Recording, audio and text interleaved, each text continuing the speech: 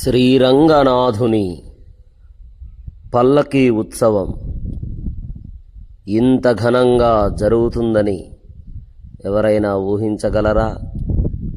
ఎవరైనా అనుకోగలరా?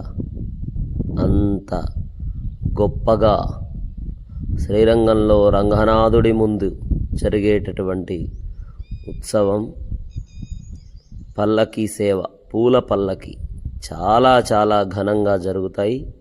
అక్కడి వాహన సేవలు వైకుంఠం అంటే ఇలానే ఉంటుందేమో అన్న రీతిగా ఆ వైకుంఠనాథుని బ్రహ్మోత్సవాలు, పల్లకీ సేవ ఉత్సవాలు చాలా ఘనంగా జరుగుతాయి.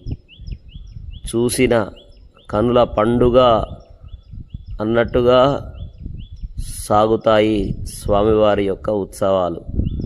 ఈ ఉత్సవాలను సేవించుకోవడానికి రాష్ట్ర నలుమూలల నుంచి భక్తులు తండోపతండాలుగా వచ్చి రంగనాథుణ్ణి సేవించుకుంటారు, అనుగ్రహాన్ని పొందుతారు.